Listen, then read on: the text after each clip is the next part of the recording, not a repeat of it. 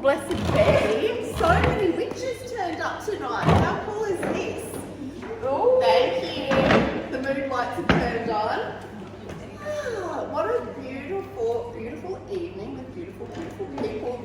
Now, I'm sure you're expecting certain things tonight, and hopefully I can deliver, but first we're just going to acknowledge country, the traditional owners and custodians of the land on which we gather today, the Palawa people. We pay our respects to elders past, present, and honour the ongoing connection to land, sea and community. So, today, what are we expecting? Tonight we're going to have 3 meals. So the platter, your main and a dessert.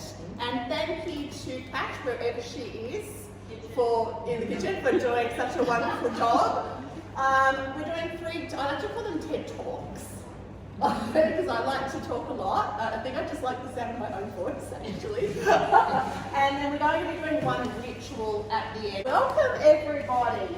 Now, let's move through. I'm very proud, actually, of my, I've worked very hard, actually, on all of these, so please appreciate my artistry as well. So tonight, I'm going to read this. Tonight is about a rite of passage denied to us by centuries of ignorance and silence. It's a revolution wrapped in candlelight and laughter and maybe some tears. Now, I'm not sure if everyone heard my rant on my, who follows Red Room, my business page? Did you all see my rant about, going through menopause, and which is what kind of led us to tonight. Because I was like, you know what, I'm going to celebrate it. Tonight, I and we celebrate becoming the crone. So the crown, the wisdom, and the elder. I can't actually promise that I am wise, but I will try. So I believe that I have now walked into my most powerful self. It might be self-illusion, but I'm going with it. So, who am I? For most people, they do know that I'm very, very proud of my children. I am a proud mum of Cohen and Neve. My partner is Marcus. I call myself a psychic medium. I just basically work with energies, whatever that. People understand what psychic and medium mean. Educator of all things woo-woo. So hence tonight there'll be a lot of woo-woo stuff. And I do just want to say to everybody, I'm going to be talking about my femininity tonight, my divine feminine. I'm not speaking on behalf of any of you because everyone has their own independent journey, and also culturally it's different. So I don't want anyone to get insulted if I think, everyone's been camped together into the same space. I'm also a Reiki master, avid traveller, a Scorpio. I always feel like that's important to say. Because people understand me better if I'm a Scorpio. Pat is also a Scorpio. I'm an author. I do have my books here tonight if you'd like to buy them. I'm a number 7 numerology, which if anyone has done numerology, of course Wendy has, and Lynn, who's in her phone. 7 means that I love the occult. And I love science, I love researching. I was here born to suffer, and I think I really have. And as we get more advanced, 7s tend to step into a teaching role. I'm a history major. I'd like to say it only happened yesterday, but I finished university a long time ago. I went in to do psychology, potentially social work, and decided that psychology and sociology could only really ever pretty much explain 95% of human nature, but I found that history was a very good predictor of people's abilities and also what they might do in the future as well. So I became a history major and I loved it. And I'm also a solitary witch. So what does a solitary witch mean? It basically just means I'm antisocial. I don't like to follow any kind of rules and regulations. Witchcraft is wonderful because it supports women. It also supports your individuality. And I also love nature. So I'm definitely a very big researcher of any kind of orthodox religion. So I don't think that I'm anti-religion. I just choose to be a solitary witch. So let's go forward. Enough about me. So what do I believe? I always feel like it's important to say this. I have a great belief that there is something magical that we're all part of, and I call it the great intelligence because I think it must be pretty smart, whatever it is. And that all religions, even spirituality and witchcraft, are manifestations of humans trying to make sense of it. So, I mean, humans, we're all about questioning, but why? You hear children say it all the time, but why does that happen? I'm certainly not going to give you any answers tonight. I'm just going to talk about stuff that I love and what I found really interesting in my whole life. So if we're going to talk about age, I am 48. I've gone through menopause, which is, it was the easiest thing I've ever done. And everyone else has suffered. And I'm like, how did I do that? Like, the chin hairs are there, so don't worry. I have got the chin hairs. And the weight, that came on pretty significantly as well. So my desire is for everyone, divine feminine and divine masculine, to live to their greatest potential that benefits the entire human race. So that's my little get out of jail moment. So the spring equinox. So it's a pretty special day today. So day and night is equal.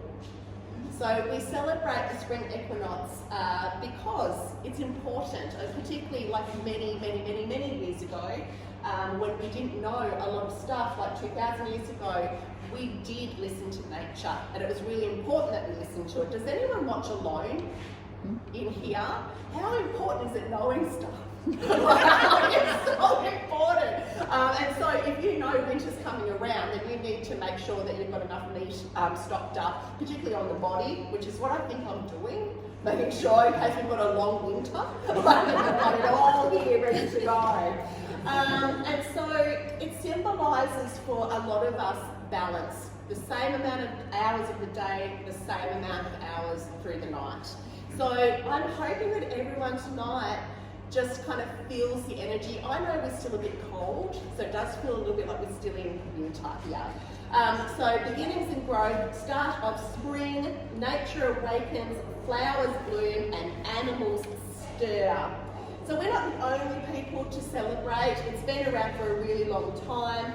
Ostara is a goddess who's all about fertility, and this was a time where you would have your eggs come out. The ladies or the girls would go around maypoles, and they would kind of, especially if they were single and a bit virginal, and you know, they'd run around the maypole saying, oh, hello boys, I've grown. And the boys go, oh, let's play with them around the maypole, and of course that's when a lot of girls probably got pregnant. So a little bit of fertility right going on. The Christians went, this is cool, but we need to change it a little bit, so how about we just say it's Easter? So even though, and you might get a little bit confused too, because we're in the southern hemisphere. So if we were over in the southern, in the northern hemisphere tonight, it would make sense that, you know, it'd be celebrating Easter at the same time, but it isn't. So the Incas and the Maya, they also built temples to align with the sun, and the Persians also, their year begins with the equinox. Now I always thought it was men pause. Like then when you go, okay, husband, stop touching me. Now I might be a little bit personal tonight because I'm a Scorpio and I'm an oversharer and I do have ADHD. So I just like to share all my stories. Now I've been a single lass for most of my adult life, and I can say I don't think menopause is because of men per se. I think it's because you've been with the same men forever. So, because I've had the luxury of dating lots of men. So my sexuality's always stayed quite avid. But the Greeks decided that men meant month, pauses means pause, and so menopause is the pause of our blood. So spring equinox, rebirth and renewal, balance within and letting go. So it's important that we acknowledge that sometimes we need to let things go, but we also need to invite things into our life. I was sitting around with my mum, who's now passed, and all her girlfriends, and they were saying, have a licorice a day keeps the hormones at bay, and I had never forgotten that. So I wanted to share, but I can't just have one piece of licorice, because I think licorice is amazing. But I think actually what they meant was fennel. Yeah, I think they meant fennel. I never went back and questioned that. So we're probably very hormonal in here, but there's no licorice. There's no fennel either. No, practically, that sage is actually very good at killing germs. So originally it wasn't so much about it being a cleansing space, but more to do with just germs, like getting rid of those germs. So what I've got up here is the beginning of life. Now, it's interesting because what I'm going to be preaching tonight is that being our feminine goddess doesn't have to align with any rules or regulations. But I am going to be talking about some rules and regulations because I think we need to be proud of that space. So this, when I look at this woman here, it's not so much about us as a feminine creating this, but the fact that we wouldn't be here had we not been already in this space. So as we get older too, we do start to learn about death, and we start to miss those people that are above us, those people that, like our parents, our great-grandparents, and everything they taught us. And I know quite often when I meditate, I go back into my mother's womb quite a bit. They must be my safe space. So we all have started off in this beautiful safe space, which was our mother's womb. Our dads were there at some stage. And I just wanted to put the DNA up here so we really understand that we are unique and everybody in this room has their own individuality. But it does come from our ancestors.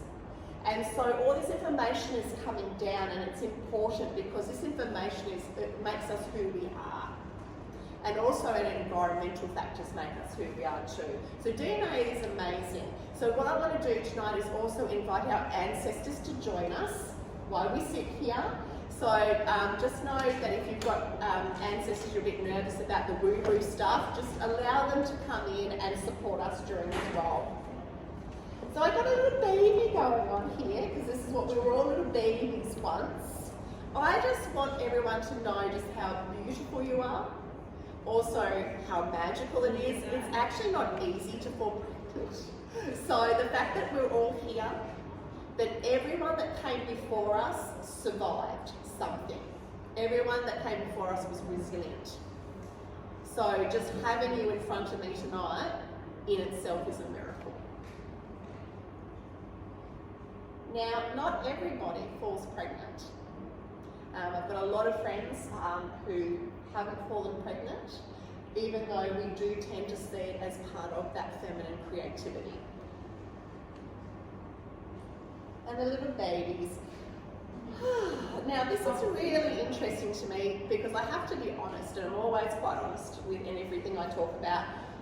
I loved having my son in my belly.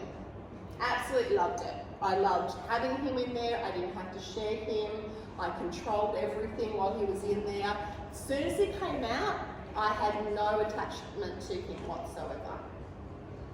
It wasn't until a couple of days later that I started to attach to him. And then of course he's like my favourite male in the whole wide world. But I do not believe motherhood comes easy to all of us. I certainly wasn't a good cow. I ended up breastfeeding for like 7 months and it was awful. Baby's easy to deal with. My children are now adults, love it. Like, I'm very much that parent. So, the first blood. Cultures that celebrated menstruation. It seems very important to a lot of cultures when our young ladies get their first blood. And that's because it means that we can keep producing more babies and our bloodline continues. So you can see here that there's been a lot of rituals through this. I didn't want to go through all the rituals, but if you want to do any research from tonight, definitely go for it. Actually, it's saying that who was well educated before they got their period? Not even I was. No. I mean, I was lucky because I feel like I was actually, my sister, myself, and my daughter and my niece, we all got our period in exactly 14 years and 9 months. So you're 11? Yeah. It's so young. Now, I'm not saying that this is true, but there is some evidence to suggest that girls that get their period earlier, well, yes, like actually feel more threatened. So bizarre thing. So the idea is, and I do not, there's evidence to suggest it, but is that when women and young girls do not feel safe within their home, they become sexually available for another man to come in. So leaving the father and going into the next role. Of course, let's celebrate it. The reason why we're here tonight, because I'm like, excuse me, I'm not going to have to suffer any more periods. And I must say, I actually wanted to just like when my daughter got her period, I wanted to have a party. She's like, oh my God, you're like so embarrassing, right? So we couldn't have the party that I wanted. And I thought, I'm gonna have a party as well. And I'm gonna do what I love doing, which is teaching. So thank you all for coming here and celebrating. So if you've got a drink, cheers. Cheers. Now this might not surprise you all. So pre-menopause, look at all these hormones up and down and up and down and up and down. Then we get to perimenopause. A little bit less regular, a little bit more chaotic. And then look where I am now. Ooh. I'm actually quite happy about that. So hormones do play a really big part. Now, has anyone ever seen Roy before, this gentleman up here?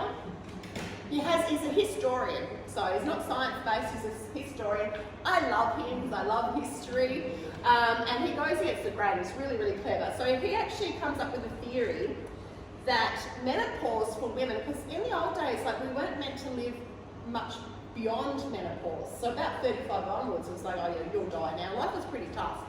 But he actually said it was a stroke of luck. And only other three species, so we've got humans, killer whales and elephants that actually have menopause. So it's a pretty big deal to actually have this. So it holds the key to survival because, well actually, do you know that we live longer than men too? Yes. Yeah. Although they do say women that are single live longer than married women. A little laughs into that there. And also that yes, men live longer if they're married. So we can take what we need to take from that. So we get to, well, his idea is that it was an amazing thing that women last longer, and we also stop ourselves from going into childbirth and falling pregnant because we can die.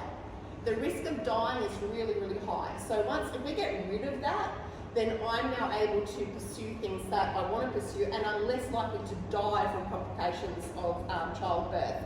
But many spirituals and holistic traditions see menopause as a powerful awakening, and that's what I'm doing. I'm like, I've got so many things I want to do. So reclaiming my intuition, my creativity, and my inner power.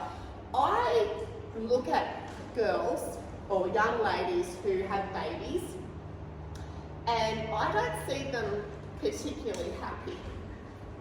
They're pushing prams, they've lost their independence, they're not at work now, they've become extremely isolated, and I think we've gone terribly wrong in the way in which we're dealing with it. And I'll talk more about that later on. I'm now free of that. I've got no nappies to care about. I don't have to do school pickup, until I become a grandparent, and then I'll choose if I want to do it or not. But there's also this idea that we do become better and more psychic when we've got this energy. Because if you're giving energy out all day, you don't have energy for yourself. So I almost want to call it my selfish period. So I'm going to call the older ladies Crones, so hopefully nobody is insulted by that. And Crones had a lot of skill sets. So midwifery, we actually knew what we were doing when people were giving birth. We had herbal knowledge back in the day, spiritual protection, and a good community role. So we were actually really important, and the knowledge we had was really important. Unfortunately, this has been stripped back from us now, so we don't have this knowledge. And I really wish that we did, because I feel the older I get, the more I want to contribute to the younger generation in this space. So the decline of the Crone's role. With the rise of the church and patriarchal systems, wise women and midwives were labelled witches throughout history, and male-dominated medicines gradually replaced midwives, pushing crone figures to the margins. Yet in many rural, indigenous traditions, elder women still hold those roles today. Now, I'm only going to be talking tonight about things I know, so there's a lot of information out there I don't know. I don't know a lot of Asian history, so if you're excited about it, you can go do your research. I do blame the Industrial Revolution for a lot. So if anyone's ever learnt about that, this is basically where we took the nuclear family or people that lived on their land and we said, actually, Dad, you need to go into the factories and leave Mum at home. So this is where we really started to cement different gender roles. Women stayed at home, they were isolated, men went off to work, but even then it was tough. And when they took the children had to work in these areas as well. The Industrial Revolution actually caused a lot of poverty. And it also broke down a lot of community because people started to get segregated. So the rich got richer and the poor got poorer. Nothing natural about childbirth. Don't we love telling everyone our horror stories? We go, oh, when this happened, like I love telling my daughter that she tried to kill me. Because I actually hemorrhaged really, really bad with her, and I would say, but you were worth it. There's been, unfortunately, a lot of people, what did say, hundreds of millions of women across history who have died from childhood-related causes. So it's actually quite treacherous to be a woman. Because this is, I mean, you want to celebrate the birth of a child, but it also came with, oh, I might not make it.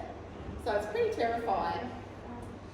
So traditional practices here, I would love to reintroduce this stuff. So many cultures practice a lying-in period. Could you imagine after childbirth you could have a month off? It would be so good. You could be rested. So it would then we would step in as older ladies, and we would take care of them while they rested. And we would give them special food, milk products, ward off the evil spirits. In China, they call it sitting the month. Strict rest, warming foods, avoidance of colds. In India, they have 40 days of rest massage. And Europe, the churching of women for 40 days marked their return to community life. Isolation here was an abandonment, but enclosure with care. So I definitely was terrified when I gave birth to my children. I had no idea what I was doing. I don't know how they survived, to be honest. And so I would have really appreciated this. And particularly, who lasted more than 2 days in the hospital when they gave birth? That's a big, yeah. I was out within 24 hours. Yeah, they're like, off you go. Like, I wanted to go home. I didn't want to stay there. Yeah, I wanted to go home too, but with a second child. With my third, I think we had to stay 6 hours legally, and I was like, I want to go home. Oh yeah, I think you have to do a poo, don't you? No. Oh, they changed that as well. Because they said if you live locally, they'll send them in blackout. So yeah, things are changing all the time. Unfortunately, the healthcare system is under so much stress. Yeah. So this is what's happening now in modern Western society. We've got hospital births. Go home and just rely on your family, and we'll send someone out for you. It's pretty isolating, and the bounce back. I mean, look, things are so changing. Men want to stay home and do it. They did some research a long time ago where they found that women aren't actually the best parents. But actually women are very like, don't do this, don't do that, make sure you're eating. Men were the fun parents. They let the children hang off the ceiling, and they enjoyed that space. So, just for a disclaimer, because I was very adamant about having no men here, I have got through without one person having a crack at me about it. Like, I was waiting for some man to go, well, that's discriminatory. Like, I was so waiting, and I was just going to like, tough kitty. I was so set up that nobody did it. I will be holding a one for men next year. So I'm already talking about that with the men. So they'll have their own thing. I truly believe women need women, and I think men need men. If I brought one man into this spot and I popped in here, you'd all change. You'd hold back, you'd change your space, you wouldn't be as open, there wouldn't be as much sharing. I've seen it over and over again when I've introduced men into the teaching space. So, and same thing with men if I pop one woman in there. There's just something about that gender difference. So we are not here to man-hate. So no bitching, ladies. We are here to celebrate us, the feminine. Yeah. So history and his story. So a lot of the history stuff that I'm talking about has come from their point of view though. So usually history is written by the winners as well. So history, when I studied it, really taught you about going in and seeing like the primary research stuff. And of course, over the years, I've really allocated that for all the witchcraft stuff that I love, because that's where I like to be. So as you can see, I've split it into his story. So tonight, hopefully, we'll be able to talk about her story, which is much better. Now, one of the myths, now getting back to a line, we always have been taught that women sat around the campfire, they got a couple of berries and they gossiped. If you watch Alone, when it gets winter time, they're living off those berries, they're living off the herbal knowledge, they're not catching fish, they're not catching animals. So women actually really helped tribes to survive. So our knowledge was crucial. And also not only that, if you look at the bottom here, women were actually hunters as well. So there's a lot of like misbelief that women just love to sit around and chat. We do, but I don't know if you've been to a pub with men, they love to chat as well. So mothers and carers, yes, the women would have the childbearing and raising of the children job. But this is really important, because if you don't have your children growing up to a big age, then you don't have your community moving forwards. So once again, it's important. And I don't know about you, if I sent you all out to go and get me some berries, would you eat them? No. No, because none of us know. That's the problem. I had the luxury of going out with a First Nations lady, and she taught me all about stuff I could eat. And I've been walking past the same bushes my whole life and had no idea. So there's so much knowledge we've lost because we don't know. So I was hoping that Wendy had brought her artwork tonight, because you just did something that looked exactly like this. And I remember looking at this at university many years ago and thinking, oh yucky. And now I'm like, yep, I've seen that in the mirror. So what we've got here is a very old, I suppose it's heirloom to some degree with the figurine. So it's the Venus of Willendorf. And so we can only really surmise why she was made. Was she a woman of substance? Was she just what women looked like at the time? Was she a goddess? There's lots of different ideas to what she was, but what I love is that she's not stick thin, and she's got her like things going on here. Now we're going to talk about Egypt, because like a lot of Egyptian information is wonderful. We're going to talk a lot about goddesses tonight. So this here, 5,000 years ago, I always struggle, so forgive me if you're someone who goes off the Christian calendar, because I'd rather just say 5,000 years ago. I think it's easier than saying like 250,000 years before Christ and after Christ. It just does my head in. So 5,000 years ago, we've got the birth of goddesses starting to be talked about in Egypt, which is really cool. And then they started to really worship Isis. Now, unfortunately, Isis has become renowned for something else in our news. But Isis, you probably have seen this image of her with the wings here. Now, she was considered more powerful than Ra, the sun god. So she's kick-ass, really, really kick-ass. So 450,000 years ago, kick-ass female coming in. I'll quickly go over her story. Basically, she fell in love with her brother. Her brother gets killed by the brother, and she goes and puts him together, and then manages to fall pregnant. And then she gives birth to Horus, and Horus actually grows up to avenge his father, killing his uncle, and everything is restored, and Horus becomes the king of Egypt, right? So that's the very quick version of that story. Has everyone seen the Eye of Horus sitting up here? Egyptians actually, when they were doing mummification, learned a lot about the brain, and so I think they've created the story to go with that. And I think that's a lot of mythology, is that something happened and we tell a story. So that's just my belief system, because that way we remember and we can pass that on with generations. So I've got here kick-ass Egyptian goddesses. So I put the ones that are really quite bloodthirsty here. So much for the nurturer. What we've got here is women that do things like destruction and healing, but they also have the bloodlust. The gods are terrified of them. because, you know, revenge, all the good stuff. Mart, you know, she's the goddess of balance, truth and justice and universal order, but and she's less violent, which is what I always love about that. So you can see here that all these three goddesses are very powerful. They've got their soft side and they've got a very, very aggressive side as well. And also by that, it tells us about how Egyptians thought about women. So there's a part of them that fear women a little bit, but they also think women are kick-ass. They also think women are a bit soft and gentle as well.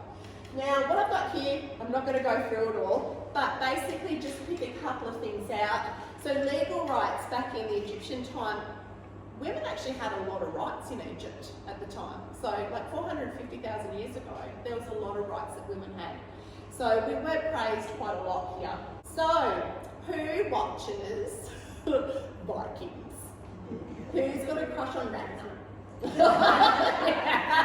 Who's got a crush on Lagatha?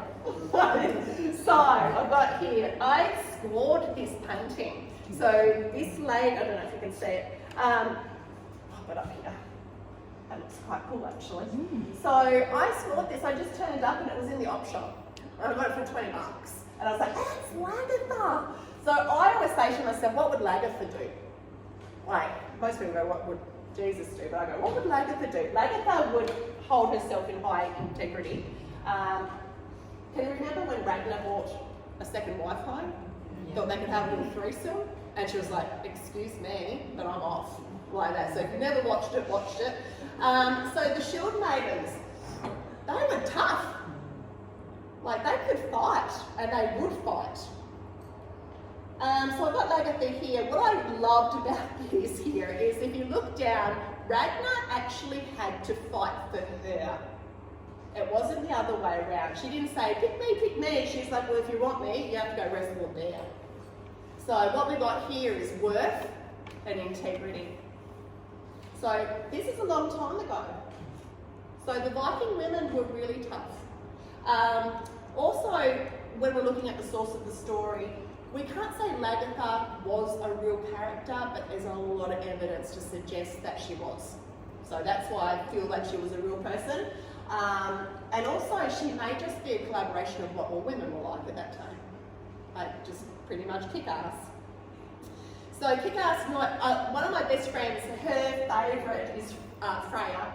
Here, and it's different spellings for Freya as well, but she's the battle queen of love and death. So there you've got two opposing energies once again coming in here. She's got magic, she's got beauty, she's got sex, like she's quite rounded with her skill sets. Hell, sometimes contributed to the word hell, so with the Christian word of hell. So queen of the underworld. So she was pretty kick-ass at the bottom. If you were going down there, I was almost going to put a picture of her in. It was half beautiful woman and half decaying corpse. It's very cool.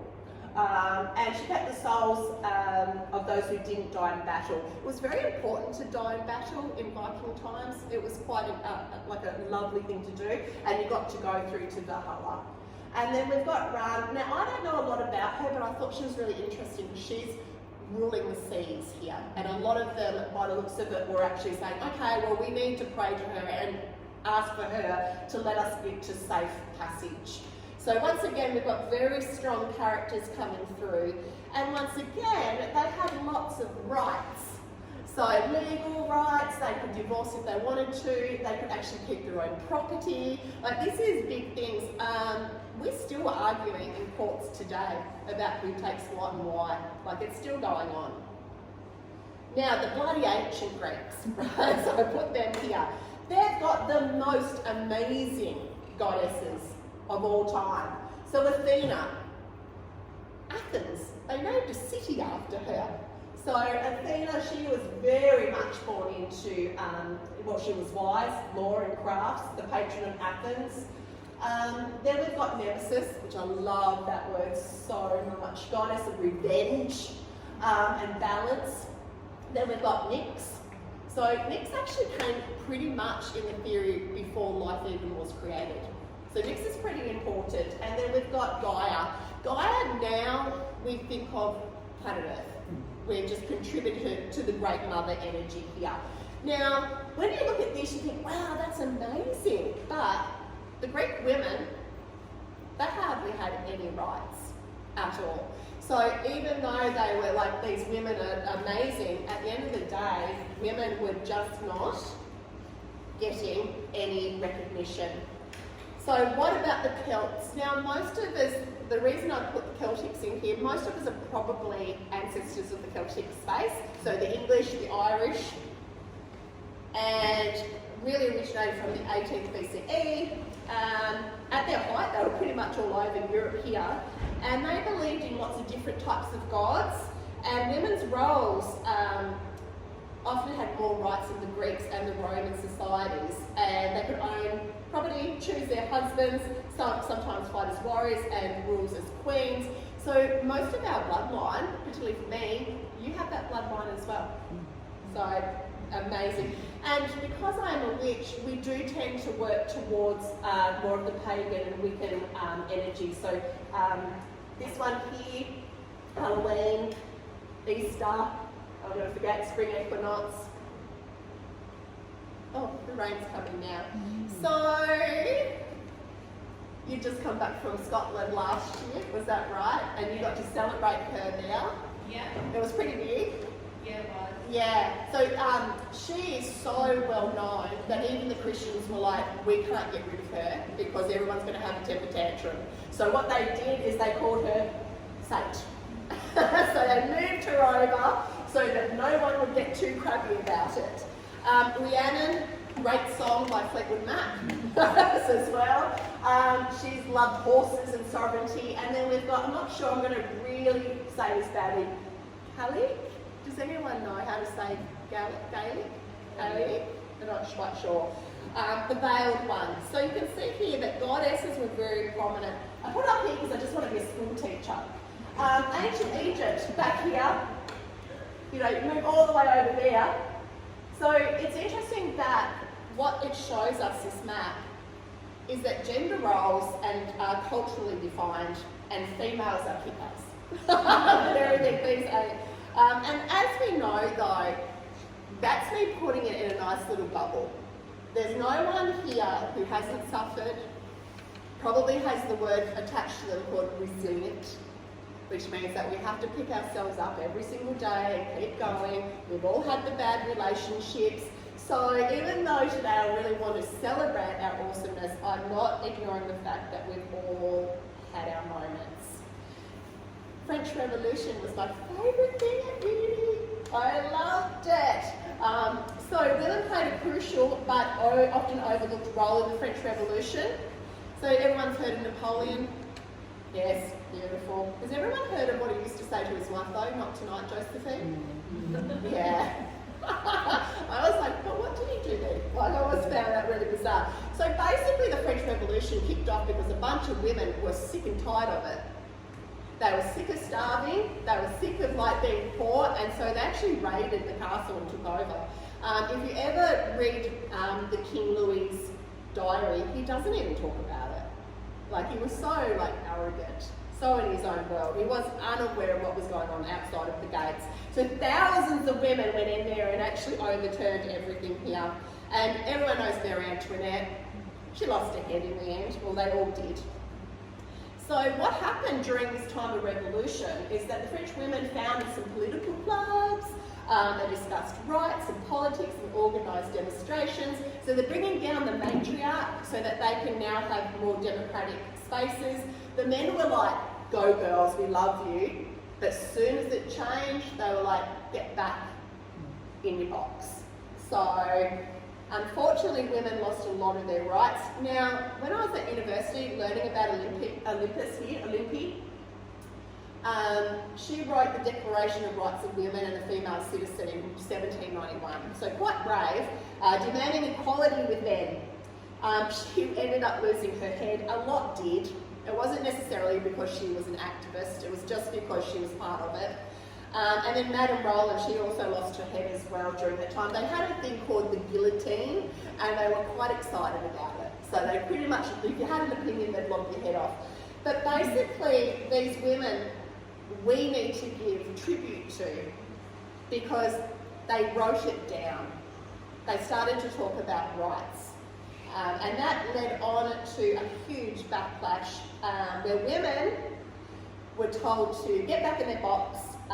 They banned their political parties in their clubs and their universal rights.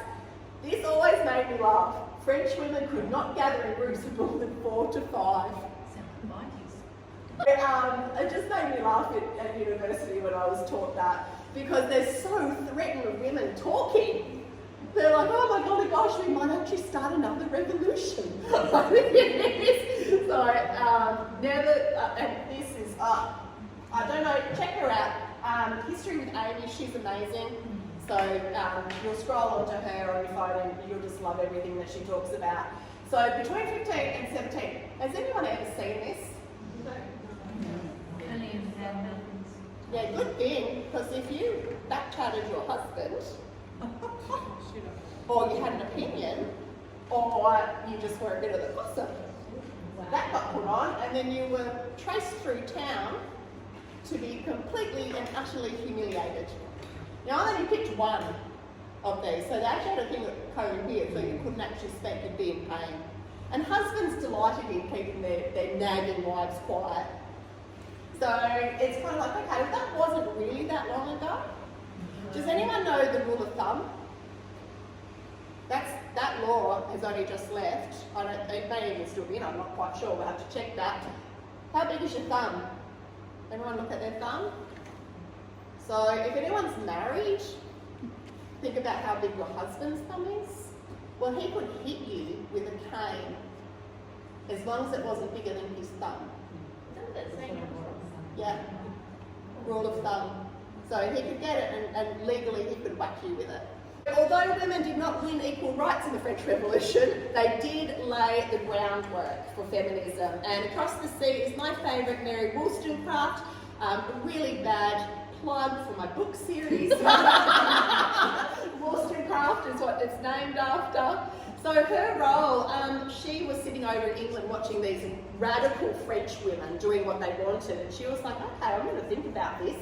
And so she actually, I think, was quite placid with a lot of her decisions. She basically said women need to be educated. She did kind of put it across as so that we can be more useful to men. Like, I think she was clever enough to just kind of put it through that way. But she did say so women are not naturally inferior, only made so by the lack of education. So she was smart enough to kind of put it over that way. She was a radical of her time. And she married William Godwin, a political thinker and writer. He was awesome. He was so open-minded. Like, he didn't even want to get married because he felt like he was oppressing her. But they ended up having a child and needing to actually get married. And they gave birth to our beautiful Mary Shelley, who wrote Frankenstein. So I've got the book over there if you want to flick through it and see. Does anyone know the story about how Frankenstein was written? Yeah, so that she went off on a weekend with, actually it was a full month. Oh no, it was a full winter. It was the long winter. And there was a big competitive with her and, actually I think I've got it on here. So Lord Byron particularly and Percy Shelley, very competitive writers, and they all wanted to see who could write the spookiest story. And she actually had a dream about a scientist creating a corpse, and so she wrote Frankenstein from that. Now, all the other guys that wrote their story, they got published with their name. She didn't first up because women don't write stories. Women aren't that smart. So she had to go under an alias, but her father actually stepped forward with a little bit later and actually put her name onto the second edition. So, now, as an author, I love a good story. So I've actually decided this second half of our TED Talk is going to be talking about the villains and the heroines. So I decided which craft was for me. I don't know if it was the black cattle that she lived on a hill or like, I actually do think that because I grew up in the 70s, the 80s, and my mum and dad were very traditional. So mum stayed home and dad did whatever he wanted. So in a lot of ways I was like, oh, I'm not having that. Like, I'm going to do what I want. And I think Meg and Mog, like I think she was able to do anything she wanted, and I kind of was really attracted to that. So I was like, I'm not going to be a 1960s housewife, no way. So witchcraft for me just felt like home, and witchcraft for me changes every decade. So now for me, it's just being empowered, manifestation, intention, all the rest of it. But we need to talk about how history sees witches. So women are always being popped in here. So I'm not having a crack at the church, but the church needs to be acknowledged here. So as it moved towards patriarchy, so under the Roman Empire, women were excluded. It started way back in the day with the Roman Empire. So people like, I'm not sure how to say Tertullian and Augustus wrote that women are spiritually weaker and more prone to sin. And the part of me loves the sin bit. I'm like, that gives me like the permission to do anything I want. Now, I have been called crazy more times than I'd like to be, to recognise. It used to hurt me really, really bad. They'd be like, oh, she's just crazy. She's into crystals, her mum's like a clairvoyant, she must be a lesbian, which was what we were really called back in the day. So all these complete misconceptions that, because women were going off and hanging out together, that was really bizarre in the 80s. So why would they do that? What are these crystal things? So for me, I believe that I stayed true to my path. I've always been a proud witch. Whatever that meant to anybody else. And you know what? If I have to be seen as sinful, I don't care. I've never cared. And also, I can't care because it's my blood. It's also, because I do have witch blood heritage, but it's also my career. I read cards, tarot cards, and I talk to spirit realm. And if you ask the Orthodox religions, that can't happen because when we die, we go to heaven. And so therefore, whoever I'm talking to must be the devil or Satan area. And so I just have to wear it on the chin. So I just do what I believe is true, and I'll have a judgment day one day. So King James, who owns the King James Bible? Anyone here? Yeah, he didn't write it. He kind of just said, yeah, that's fine, and just ticked it off. So, because a lot of people think that he did write it, but he did write demonology.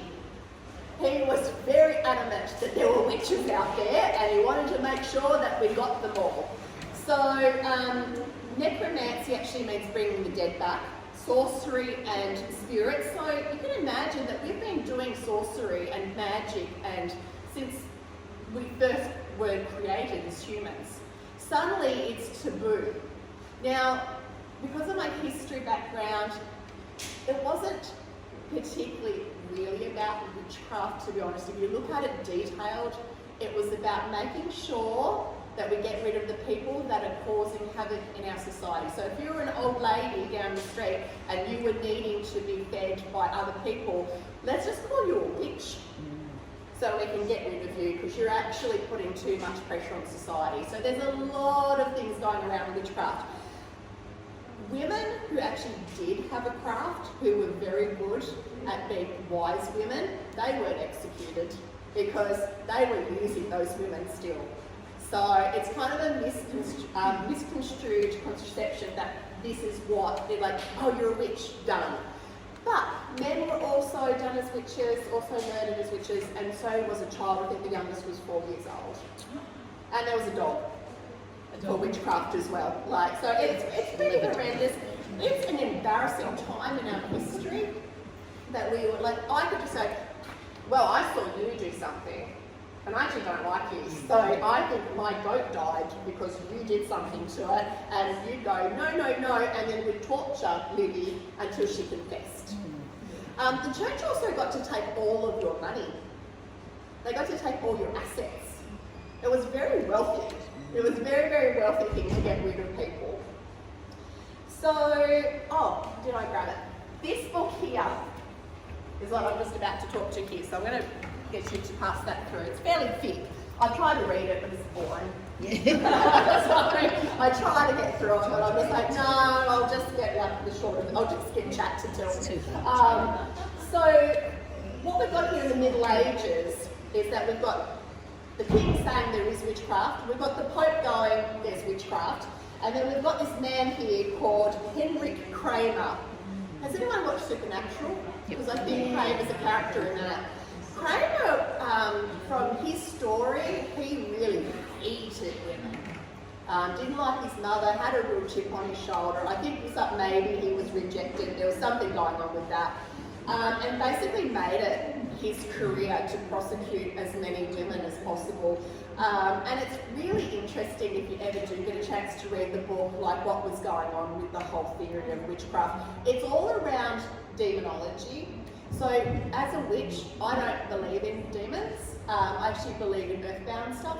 So it's a Christian, Catholic, Orthodox, they believe in evil. I don't believe in evil. So it was actually their ideas pushing it onto society here, but it really took off, particularly in German areas, and where a lot of people were persecuted for it. And even down here, Matthew Hopkins, he was known as the witch finder. So he was the son of a Puritan. Puritans are the ones that have no fun. Up here, this is, I think we all know this gentleman here, he did like his wives. So he actually broke away from the Catholic Church, or he broke away from the Vatican because of somebody called Anne Boleyn. And it actually made it worse for a lot of women in England because if you haven't got someone to look after you, you went to the nunneries and he closed them down. So a lot of women ended up on the streets and really delicate. So, and of course, there were people with prostitution. Yes. That was rampant during that stage. So it's unfortunately one thing changes and it just causes a whole new backlog as well. But between estimated 4,000 to 6,000 were executed. And so there were healers, midwives. Imagine if you're terrified to speak, how much knowledge has then not been passed on. So this is what I call the great silencing of women. It's like, just silence women. When women come to me for healings, the number one place that they're always blocked is their throat chakra. Because even now, be pretty, shut your face, do as you're told, don't tell people what to do. Well, the good thing is we're starting to speak up a lot more. So the villain too is enlightenment. So enlightenment is the age of reason. So now we've gone from religion telling us who we are to now science telling us who we are. And science said actually women are a bit weak in the mind as well. So we can't win pretty much. So there's a few amazing thinkers who were very much like, oh, poor women. They're just not really good for society. So we'll just keep them closed inside their houses. So they believed that education for boys was excellent, girls only to appease men. Politics.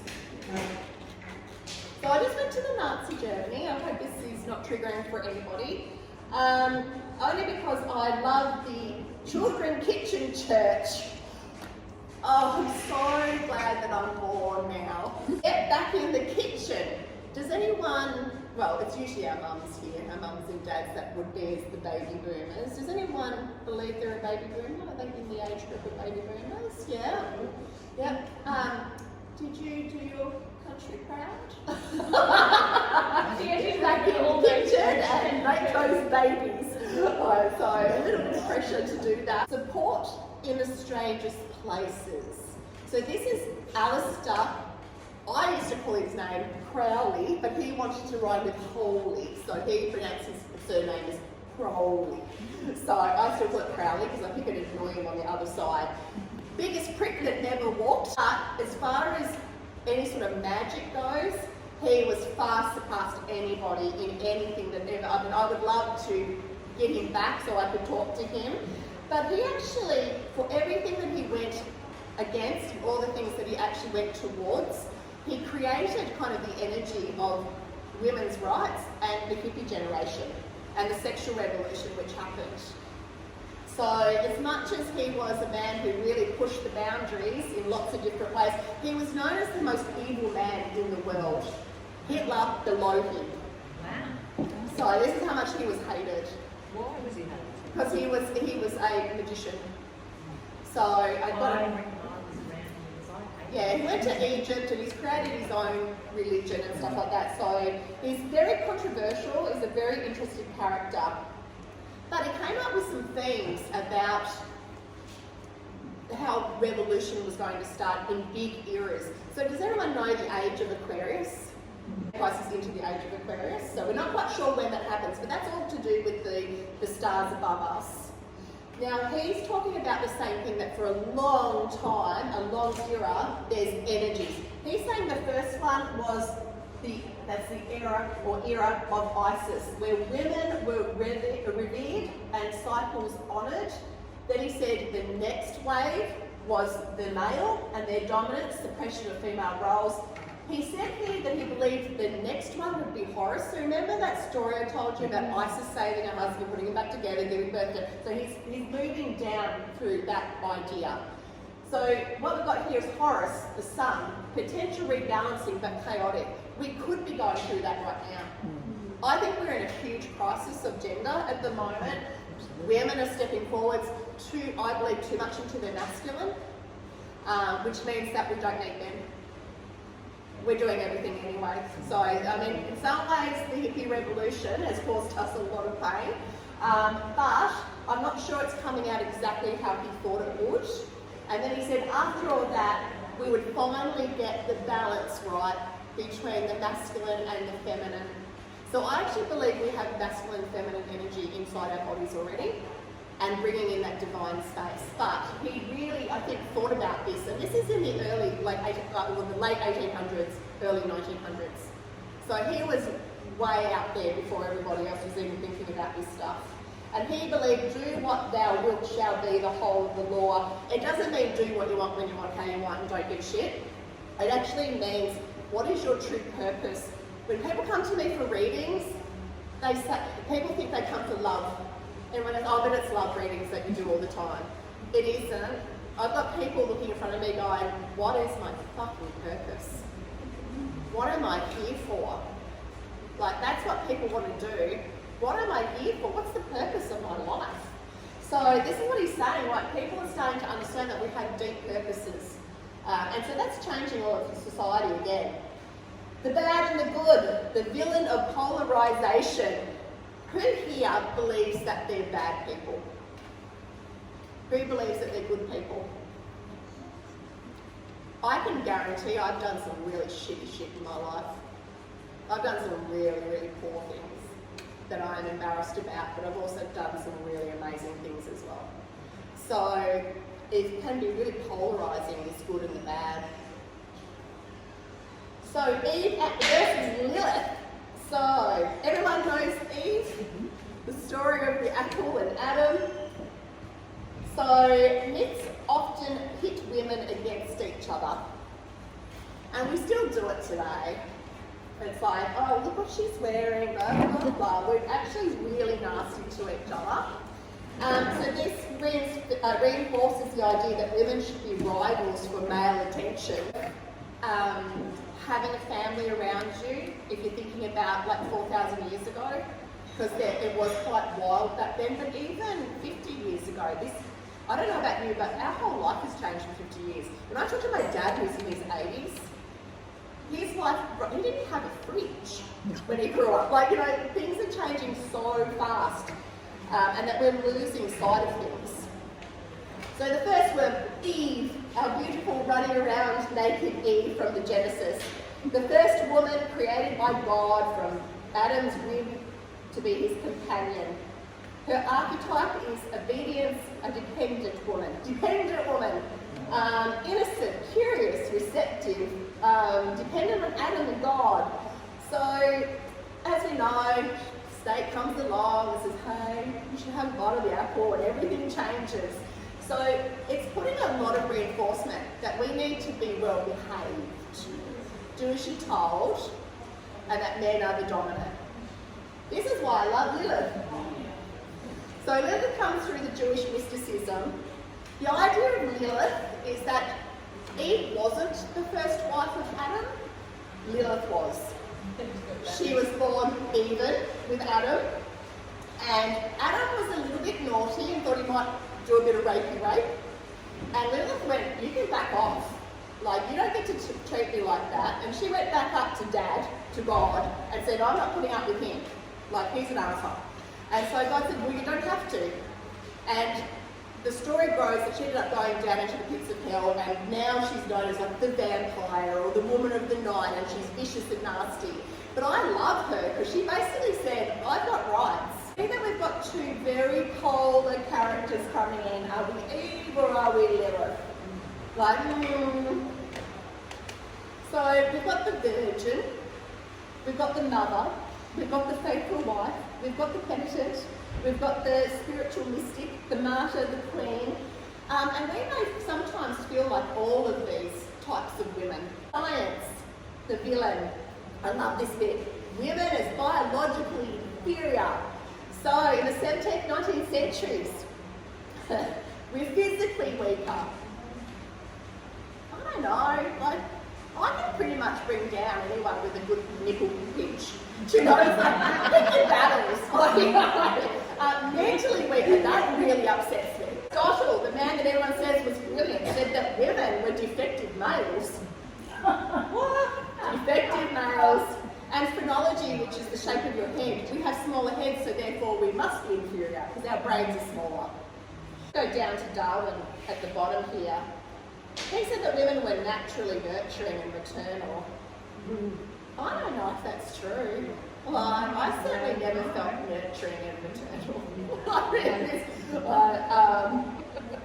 So it's, all this, every time we get into a new role, if it's religion, if it's science, if it's enlightenment, it's once again women are like down the bottom and men are up the top. So, hysterical. Who's been hysterical in their life? We have done it. So this is biblical things. This is written. I've seen this in print. It's hormone. Emotion, sexuality, or defiance is sometimes labelled as medical disorders. Has anyone ever been to the asylum in New Norfolk?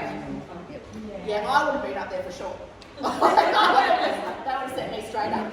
So, anyone had a hysterectomy? Does anyone want to share? Yes. So, hysteria and hysterectomy? See how the words are similar? Yeah. So, has anyone watched the movie? I can't remember what it's called, where they were stimulating women's clitorises. It's a true story. It really happened, and it stopped the hysteria. These women were actually just having an orgasm. Sorry. No wonder they felt better afterwards. Really, after that, you don't even want an orgasm. So they never really saw women as anything other than mothers. So the roles, what they did. So you think about, if they're doing experiments or working on men to fix that, we're not the size of men.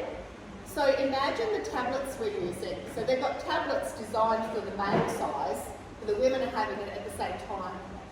So you can see where science can be really dangerous. My mum died because she was on HRT, and they gave her ovarian cancer. So, and at the time it was like, oh, that's good for you. So, women's rights, so feminist villains or heroines. I remember one lady said to me, I would just love to marry a rich man and put that apron back on. Because she was exhausted. She was like, if I just have to cook him tea and do a few dishes, like, oh, I'm happy. She didn't want to go to work and have to pay her mortgage. So we're doing everything. This is what I'm saying, a lot of women are in their masculine now. Because not only are we doing female roles, but we're also doing the masculine roles as well.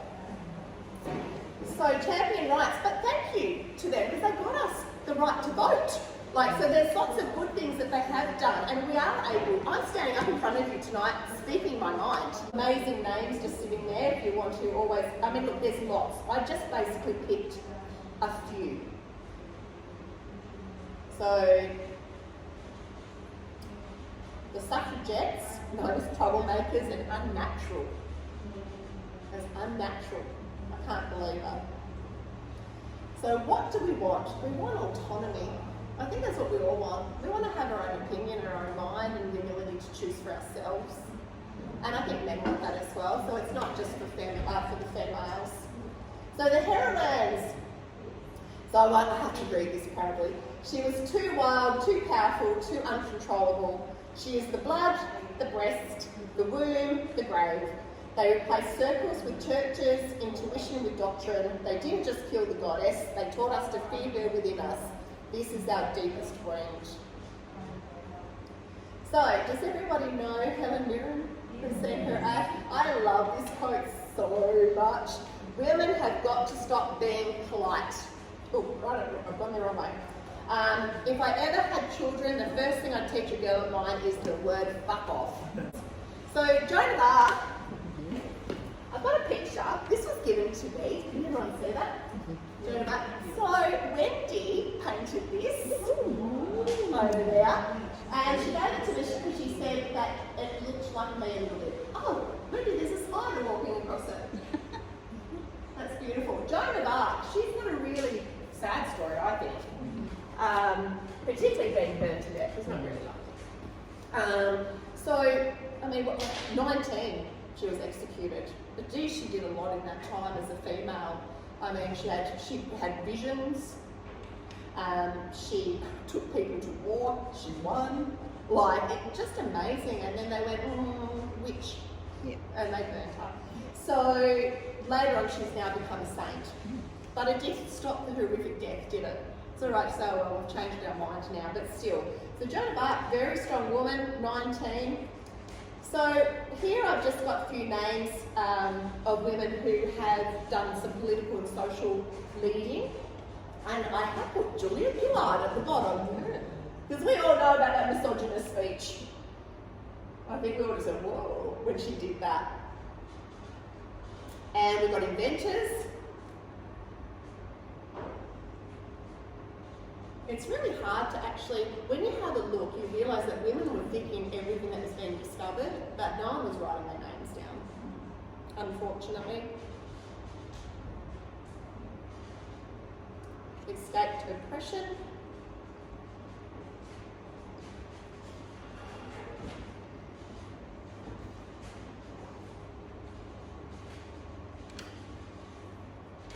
So I've got if reincarnation exists, imagine how many times we've been everything. So I just love to put those things in, just to play with your mind a little bit.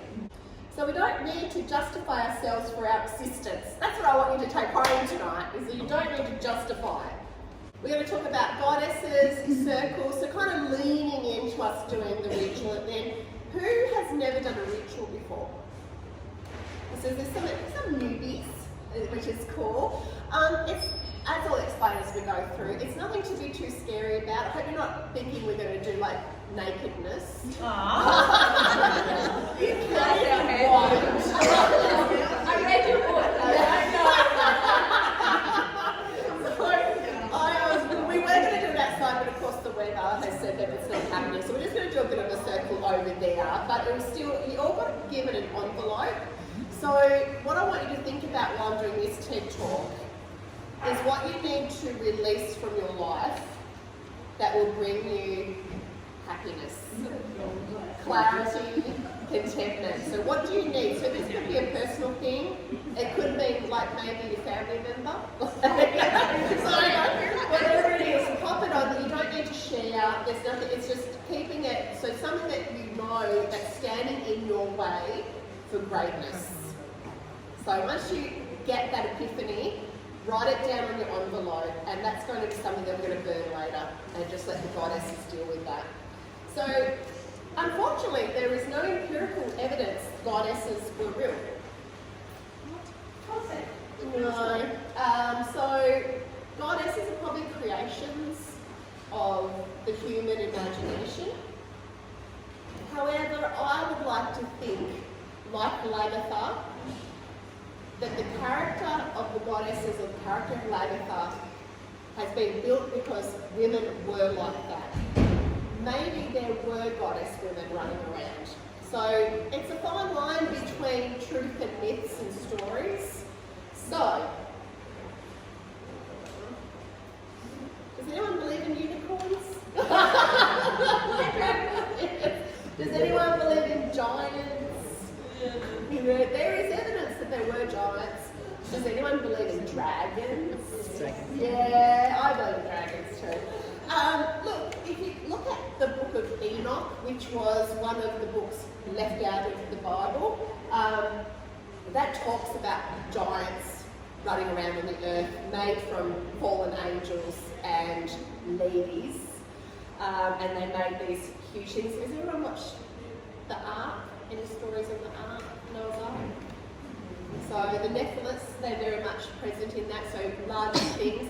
So the human mind is amazing. We do have spectacular imaginations. So I can't prove that it was right or it wasn't right, but I'd like to believe that it was. So the book of Enoch tells us that there were giants, where the monstrous offsprings of angels and humans, so destructive they helped bring about the flood, and their restless spirits became the demons of later law. There is now empirical evidence that about maybe 10 to 20, was a large flood. And it did create a lot of havoc on the earth. And as I said before, I think sometimes we have natural things happen in life and then we create stories. So to be able to remind ourselves to not forget those times. Now I want to talk about my favourite goddess, Hecate. Hecate is who I go to, the triple goddess, and it's the oldest spiritual archetype known to humanity, which is really cool. So she's the goddess of magic, witchcraft, necromancy and divination, the guardians of crossroads. So if you never know which way you're going to go, just ask Hecate. She might help you out. Linked to the underworld, spirits and ghosts, protectors of doorways, thresholds and households. In modern influence, she is now revered in paganism and Wicca as a triple goddess and represents intuition, thresholds, endings and beginnings. So let's talk about the maiden. Oh, to be young again. No, no way. Not in a million years. Youth, puberty, early adulthood, innocence, curiosity, new beginnings, independence, sexuality, growth. So if we looked at the time of the year, it's springtime, the waxing moon, the seeker, the rebel, the explorer. My mum said that I was the worst child she had. So I'm like, innocent, curious, yes. Independent, yes. Sexually naughty, no, I was terrified. I was terrified. Growth, didn't even know what that meant back then. So all of our childhoods are very different. I think it might be different for X generations, millennials. Like, it's all a little bit different. Then the mother. So that's fertility, nurturing and maturity. Creations, responsibility, abundance, protection. So if we're looking at the season, we have the summer, we have the full moon. So what I'm doing here is relating our own cycles to nature's cycles, as you can start to see. The witch, powers, intuition, rage and sexuality. Who knows Alanis Morissette? Jagged Little Pill, best album ever. You know what my old boss used to say about that? Well, oh, that's the Angry Woman's album. Oh yeah, the angry lady. Yeah, she was angry. And she was quite happy about it. My dad always says Elvis blew his mind. Nobody was like Elvis. And then for me, it was Alanis Morissette. Because nobody was like Alanis Morissette. She was like, I'm angry and I'm going to tell you I'm angry. And so I loved that because I had a lot of rage. I was born very raged, enticed, and then I got to actually let it out. So the crone. I'm finally at the crone. Where the fuck did my 30s go? I don't even know where it went. So I was like, oh, now I'm a crone. How did this happen? And I'm excited about it. Some of you, like, has everyone had a moment with their ages where they've gone, oh, I'm uncomfortable with this age? Yeah. Some people it's like a 30, sometimes it's 40, sometimes it's 50. And there's something about I'm heading to death. Isn't it? We go, oh, okay. Especially if you've lost your parents. It's like, oh, I'm next. Like, you just realise. I'm got to that stage now that I've done a lot of stuff. So I'm not, hopefully touch wood, not going to die soon. But if I was, I feel like I've ticked off a lot of boxes. When my mum died, I got what I call survivor guilt. And I decided to live hard. And so I've done nothing since but live hard. And so I feel like I've achieved a lot. However, when I got to the crone age, I was like, oh, okay, now I've got more things to do. And I've always got a list. One lady, if anyone ever knows of a woman called Jenzy, she said to me, always have a project, because you'll never die. So, and what I've found with men when they come for readings, they can't wait to retire. Oh, they just want to sit on the couch. Women go, finally free, I want to see the world. So they're totally different energies where they're like, I want to go, go, go, and he just wants like, I've worked, I've done my thing, I just want to sit down. So we're so different when we get to the crone age. So menopause, the elder years. And look at your grandparents' photos when they were like 12. They already looked 40, didn't they? Yep. So we feel younger, we're looking younger. Look, it does help with cosmetics and stuff like that. But this is a time for us now, because we're all around this time, for transformation, death and rebirth. I'm excited about who I'm going to become as I move forwards here. Intuition. I'm always working on that. Men have intuition as well, but I think women do have a deeper sense of things. This is winter, as far as witchcraft goes, and the season, and the dark moon, and midnight, and letting go. So this is a time for us to move forwards. I still sometimes feel like a 2-year-old. I sometimes feel like a 30-year-old. Sometimes I feel 120. I've got all of these triple goddesses, and so do you. So here's the growth, the birth, the growth, the death, the rebirth. And it goes on in cycles. So what I want you to leave with tonight is that you are all those things at all times. So don't lock in. Keep yourself fresh and young, and also use that wisdom. So everyone would have seen this symbol, females of the moon. So the menstrual cycle goes for 28 days, and the moon cycle goes for 29.5. So it's pretty close as far as the cycle, if you are a 28-day person cycle. And so this is why women and the moon come together and sync things so well, because it's a belief that, oh, that's interesting. Women are on their full moon, and they're now bleeding. So women would usually take off and do their own women's things together, get away from the men folk. So special women time. So white moon cycle, red moon cycle, and so it's all corresponding. Now there is no scientific proof that women and the moon have any connection together. However, I do believe that if women have their period on the full moon, they will ovulate on a new moon. That's when they're most fertile. And we are all out of sync because of a thing called the peel. All of the, like it would be, I think we're most healthy when we're actually in sync with the moon. I can't prove it, it's just a theory, but I have asked a lot of people who come to, women that come to me who want to be pregnant, where they are on their cycle, and they're never in sync if they're struggling to fall pregnant. There is absolutely no, I can't say it is, but I really feel that it's most important. So the waxing moon, full moon, waning moon, goes with all our stages as well. Who loves just going out to the moon and having a look at it? Yeah. I actually love the sun more because I love warmth. So even though the sun is usually correspondent with the masculine, I love a good suntan. We had moon lodges or red tents during our menstruation and aligned with the lunar cycle. And I would love to bring that back actually. So my son told me a story. Now this is a story and I'm repeating it like third hand. So hopefully I'll get it right. So my son has just been up to Arnhem Land and he went out and did an astrology story at one of the festivals that were there. And the Arnhem Land people have a different theory. They believe that women are the sun and men are the moon.